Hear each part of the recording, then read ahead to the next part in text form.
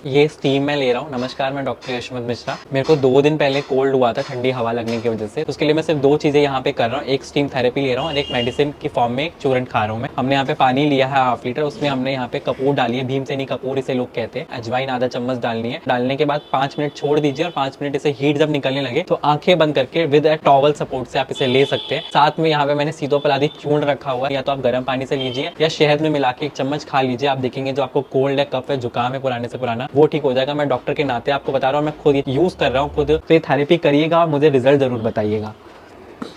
Maddie मंच।